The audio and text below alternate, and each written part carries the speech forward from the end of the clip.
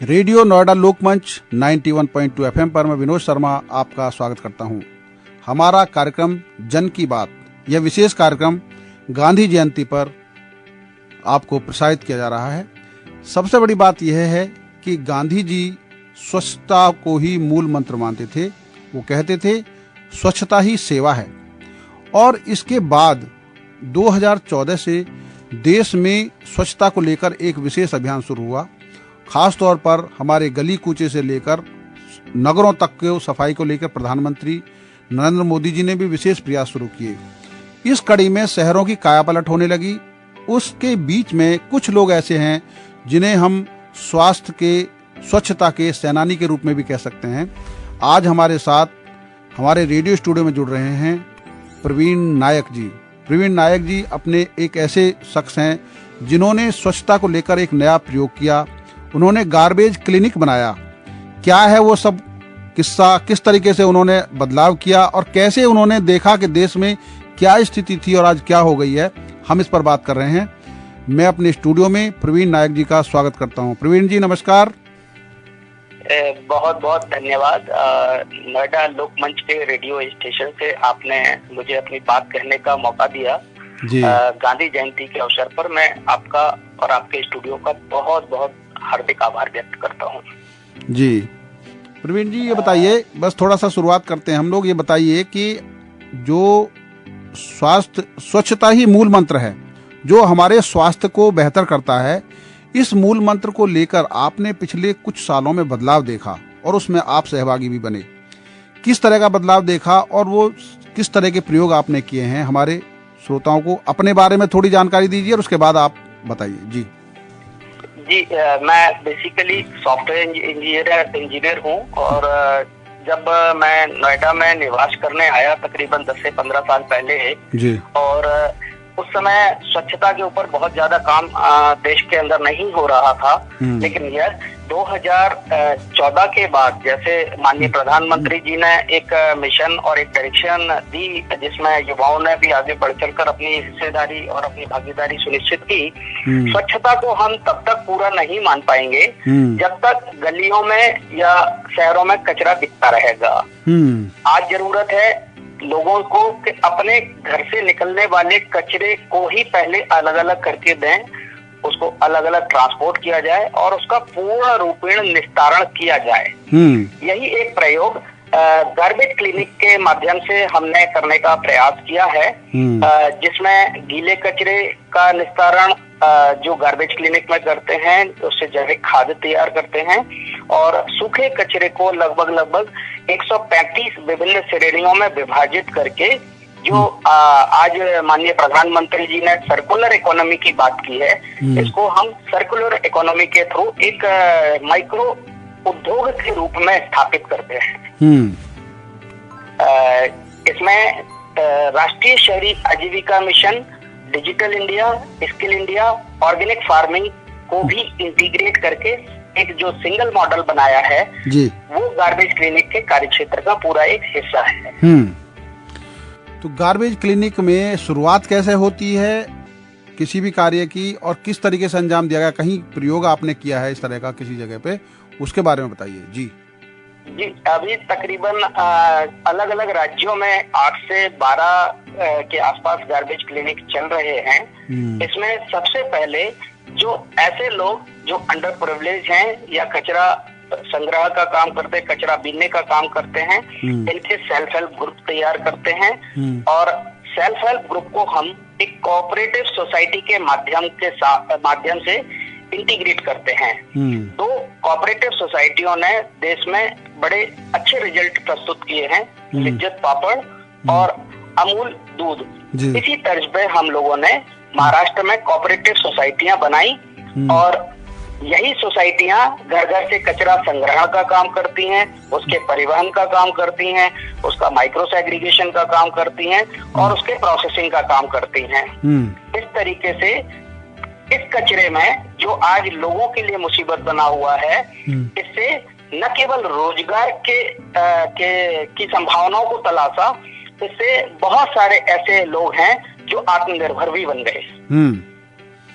जैसे उदाहरण के रूप में आप जरूर विस्तार से बताइए ताकि और लोगों को भी सबक मिले। जी। जो कचरा हम निकलता है हमारे घरों से, उस कचरे को वो कचरे को लोग कचरा इसलिए समझते हैं कि वो उनके लिए अनुपयोगी चीज है। लेकिन अगर हम किसी भी चीज को, अगर सड़कों पे निकलने वाला कचरा है, हम उसको माइक्रो लेवल पे अगर उसका एनालिसिस करते हैं, उसको देखते हैं, तो उसके अंदर कागज होगा, गत्ता होगा, प्लास्टिक की बोतल होगी, ढक्कन होगा, कांच होगा। अब इसको अगर हम व्यापक रूप से देखते हैं या बृहद रूप में देखते हैं, तो ये अपने आप में एक रिसोर्स का काम करता है। वो एक किसी न किसी फैक्ट्री के लिए, किसी न किसी इंडस्ट्री के लिए वो एक रॉ मटेरियल का काम करता है। अगर इतनी सी छोटी सी बात को हम एक सिस्टम के अनुरूप या एक किसी इंडस्ट्री के रूप में एस्टेब्लिश कर देते हैं, लोगों को, यूथ को इस चीज की गाइडेंस दे देते हैं, उनको स्किल इंडिया के माध्यम से इस चीजों की ट्रेनिंग दे देते हैं, उनको ऐसी मशीनों के बारे में जानकारी मुहैया करा देते हैं जिसको वो छोटे लेवल पे प्रोसेस करके उद्योगों को इसकी आपूर्ति करा दें, तो ये कचरा थोड़ी है, ये कचरा एक रिसोर्स का काम कर रहा है, उनके लिए एक इंडस्ट्री के लिए रॉ मटेरियल का काम कर रहा है और यूथ को एक छोटी सी फैक्ट्री लगाने का मौका देता है। जैसे शर्मा जी, मैं एक आपको बहुत छोटी बात बोलता हूँ। आज पूरे देश को फर्टिलाइजर की जरूरत है। आप देखते हैं एक टाइम ऐसा आता है कि किसानों की बड़ी बड़ी लाइन लगी होती है यूरिया और पोटाश के लिए। अगर मैं सरकार से आपके माध्यम से आह्वान करना चाहता हूँ कि अगर हम हर गांव में, हर ग्राम पंचायत लेवल पे एक जैविक खाद बनाने की फैक्ट्री लगा देते हैं। जैविक खाद बनाने की फैक्ट्री के लिए जो कच्चा माल है वो गीला कचरा है या हॉर्टिकल्चर वेस्ट है। पूरे देश में ऐसी कोई फैक्ट्री नहीं लग सकती जिसके लिए कच्चा माल फ्री में उपलब्ध हो। बिल्कुल। कोई गाड़ी आपके फैक्ट्री पे अपना माल फ्री में देने के लिए तैयार हो। आज नगर पालिकाएं ये कचरा जिसको गीला कचरा बोलते हैं, आपके फैक्ट्री पे देने के लिए तैयार बैठी हैं, क्योंकि वो उनके लिए मुसीबत है। जी। वहीं 4 या 5 लोगों का सेल्फ हेल्प ग्रुप इस फैक्ट्री को बड़े आराम से चला सकता है। आत्मनिर्भर भारत अभियान के अंतर्गत माननीय प्रधानमंत्री जी ने इसके लिए फंड की भी व्यवस्था करी हुई है। तो हर ग्राम पंचायत लेवल पे गीला कचरा भी खत्म हो गया, आत्मनिर्भर भारत अभियान भी जमीन पे उतर गया, और जो देश की सबसे बड़ी प्राथमिकता है स्वच्छ भारत अभियान की, चाहे वो ग्रामीण हो चाहे शहरी हो, दोनों को इस योजनाओं से और इस गार्बेज क्लिनिक के माध्यम से लाभ मिल सकता है। बिल्कुल बिल्कुल। एक बात और शर्मा जी मैं आपके साथ साझा करना चाहूंगा, अपने श्रोताओं को, कि आज किसानों की जो सबसे बड़ी समस्या है कि वो जो चीजें पैदा करते हैं, सब्जी भाजी पैदा करते हैं, उसका जो सबसे बड़ा कंज्यूमर है देश के अंदर वो है शहरों में रहने वाले लोग। और जो शहर के लोग पैदा कर रहे हैं कचरा, उसका खरीदार है किसान, गीले कचरे का। लेकिन देश में कभी भी नगर पालिकाओं ने, नगर निगमों ने किसानों को अपने साथ जोड़ने का प्रयास ही नहीं किया। बिल्कुल बिल्कुल सही बात कही आपने। जबकि वो आपके 60% कचरे का सीधा खरीदार है। बिल्कुल। हमने ये प्रयोग महाराष्ट्र में बीज स्वच्छता मिशन ऑर्गेनिक आत्मनिर्भर समिति नाम की एक संस्था बना के किया। अच्छा। जिसमें तकरीबन 5000 ऐसे किसानों को जोड़ा जो लोग जैविक खेती करने का, जिनको महाराष्ट्र सरकार ने लाइसेंस दिया हुआ था। ये सारे किसान गीले कचरे से बने हुए खाद का क्रय करते थे और अपने खेतों में उगने वाली फल और सब्जियों का वितरण यही महिलाओं की जो स्वच्छता मिशन ऑर्गेनिक सहकारी समिति थी, ये शहर के उन वार्डों में, उन घरों में देती थी जो लोग हमें गीला कचरा और सूखा कचरा अलग अलग करके देते थे। इससे ग्रामीण अंचल की भी समस्या खत्म हुई जी, और शहरों की भी समस्या खत्म हुई। बिल्कुल बिल्कुल जी। तो एक चीज और जानना चाहता हूँ कि आपने अंबिकापुर मॉडल का एक बार जिक्र किया था, वो अंबिकापुर मॉडल है क्या, और किस तरीके से दूसरे शहर या प्राधिकरण या विशेषज्ञ इसमें अपने अपने शहरों को साफ करने में अहम भूमिका निभा सकते हैं? विनोद शर्मा जी, मैं आपका बहुत बहुत आभारी हूँ। आपने मेरे ख्याल से जब स्वच्छ भारत मिशन की देश में शुरुआत ही हो रही थी, तब आपका एक काफी बड़ा आर्टिकल मैंने पढ़ा था अंबिकापुर मॉडल के ऊपर। जी जी। एक IAS ऑफिसर है रितु सेन मैडम, छत्तीसगढ़ कैडर की हैं। इन्होंने अंबिकापुर मॉडल को डिजाइन किया था। इन्होंने ऐसी महिलाओं का चुनाव किया था जिनको लोगों ने कचरा समझ के घर से निकाल दिया। उन्होंने उन महिलाओं को प्रशिक्षण दिया, गार्बेज मैनेजमेंट का पूरा प्रोग्राम समझाया और एक ऐसा मॉडल बनाया जो देश के लिए एक रोल मॉडल बन के निकल के आया, जिसको अंबिकापुर मॉडल के नाम से जाना जाता है। ये महिलाएं घर घर से कचरे का संग्रह करती हैं, उसका ट्रांसपोर्टेशन करती हैं, उसको सेंटर में लेके आती हैं। इन सेंटरों के नाम को आपको बड़ा प्राउड फील होगा, इन सेंटरों का नाम भी मैडम ने गार्बेज क्लिनिक ही रख दिया था। अच्छा। यहाँ के जो भी सेंटर थे, पहले उनका नाम solid and liquid resource management centre होता था। लेकिन जब मैडम से हमारी मुलाकात दिल्ली में हुई और मैडम को हमारा जो कंसेप्ट था गार्बेज क्लिनिक इतना पसंद आया, तो उन्होंने सारे सेंटर्स का नाम गार्बेज क्लिनिक रखा। इसका प्रयोग नोएडा के अंदर भी सेक्टर 47 में किया गया था, जो NCR का पहला जीरो वेस्ट सेक्टर नोएडा के अंदर बना और प्राधिकरण की इसमें पूर्ण सहभागिता थी। जी जी। अच्छा, अब मैं ये जानना चाहता हूँ कि 2014 के बाद से आप नोएडा शहर को भी देख रहे हैं और पिछले 2-3 साल में घर घर से कूड़ा उठाने की व्यवस्था यहाँ भी शुरू हुई है। यहाँ कचरा निस्तारण को लेकर भी काफी काम हुआ है, तो यहाँ जो काम हुआ है उसका आप एनालिसिस कैसे करेंगे? नोएडा अथॉरिटी ने स्वच्छ भारत मिशन के अंदर या कचरा निस्तारण के लिए जो प्रयोग किए हैं वो वास्तव में रिमार्केबल है, सैल्यूटेबल है। अभी लोगों का जागरूक होना, लोगों को इसमें अपना गीला कचरा और सूखा कचरा अलग अलग देना प्राथमिकता में रखना होगा। एक बार कचरा सोसाइटी से या घरों से मिक्स हो गया तो दुनिया की कोई भी मशीन उसको अलग नहीं कर सकती। इसलिए आपके माध्यम से मैं सारे श्रोताओं से यही अपील करना चाहूंगा कि पहले तो अपने गार्बेज को अलग अलग करके दें जी।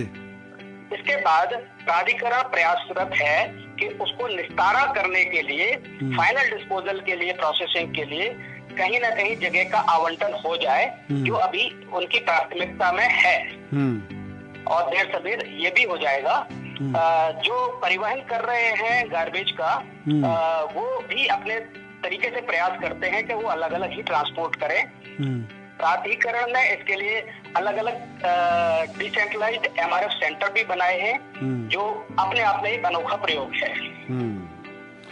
अच्छा, कचरे से बहुत सारे प्रोडक्ट तैयार हो रहे हैं। लोगों की जानकारी के लिए चाहिए कि आप ये बताएं कि किस तरह के प्रोडक्ट तैयार किए जा रहे हैं जो लोग इस्तेमाल भी कर रहे हैं, जिनको उनको पता नहीं है कि वो उन्हीं के कचरे से तैयार किया हुआ प्रोडक्ट है। बिल्कुल सर, मैं आपको बताना चाहूंगा कि एक बहुत बड़ी उपलब्धि है नोएडा और ग्रेटर नोएडा के लिए कि यहाँ बायोडिग्रेडेबल जूते भी बनने चालू हो गए हैं। यानी वो जूते ओवर द टाइम पर्यावरण के साथ डिकम्पोज हो सकते हैं।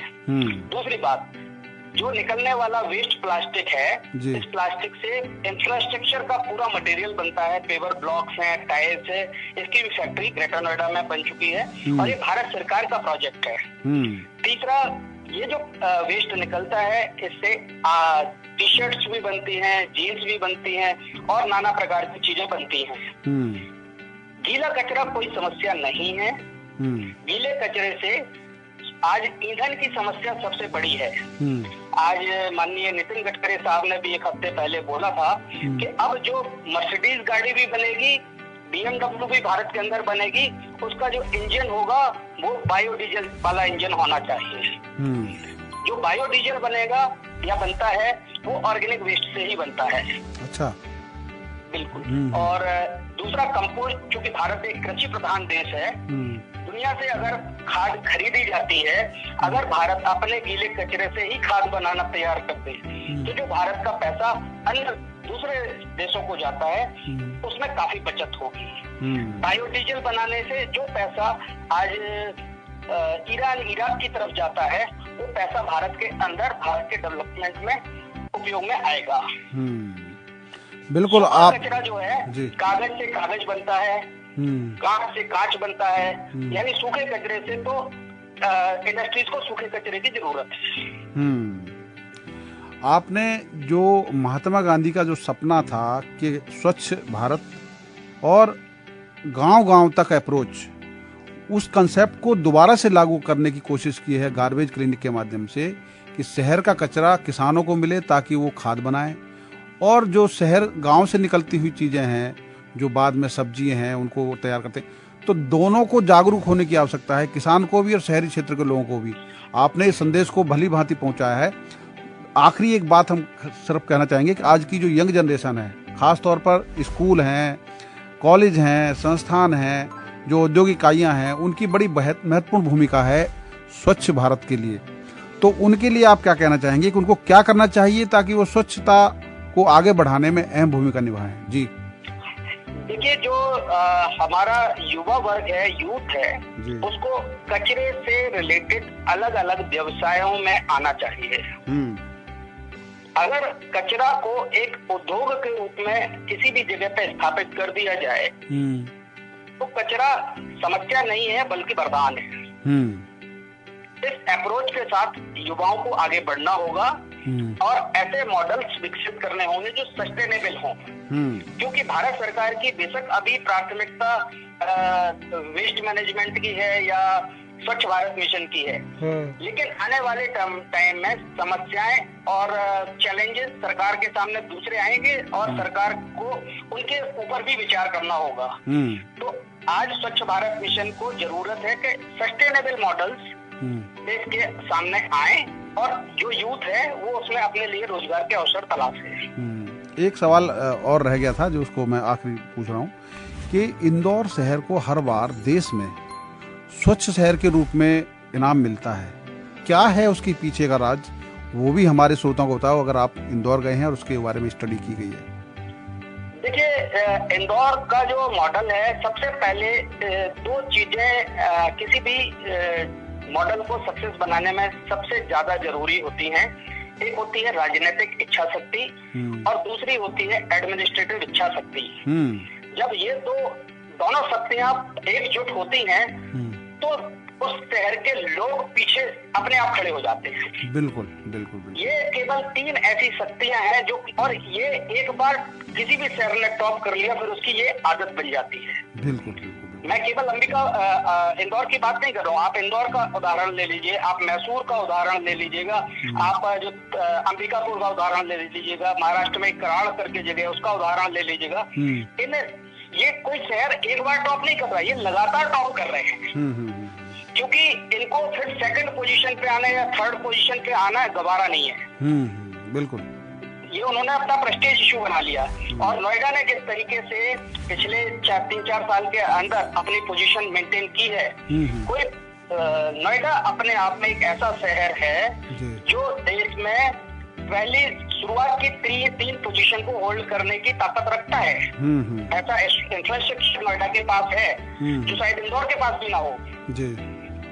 और जिस तरीके से नोएडा के शहरों के लोगों ने पैडल दाबा है, नोएडा अथॉरिटी के साथ मिलकर चले हैं, और नोएडा अथॉरिटी ने भी जिस तरीके की लीडरशिप का परिचय दिया है, कोई बड़ी बात नहीं है कि आने वाले टाइम में नोएडा भी टॉप 3 के अंदर अपनी पोजीशन बरकरार कर ले।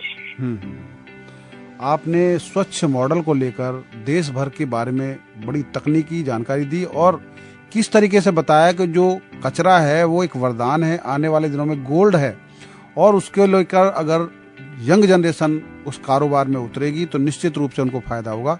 आपका रेडियो नोएडा लोकमंच 91.2 FM पर समय देने के लिए बहुत बहुत धन्यवाद प्रवीण जी। जी, बहुत बहुत धन्यवाद शर्मा जी, आपने मुझे मौका दिया अपनी बात रखने का। धन्यवाद। अभी आप सुन रहे थे गार्बेज क्लिनिक के संस्थापक और स्वच्छता मिशन को देश में आगे बढ़ाने वाले प्रवीण नायक को।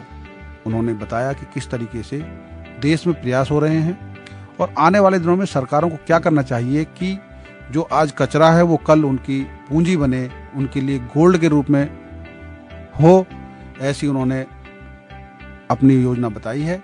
उम्मीद है कि सरकार इस पर काम करेगी। आप सुनते रहिए रेडियो नोएडा लोकमंच 91.2 FM, आपकी अपनी आवाज। धन्यवाद।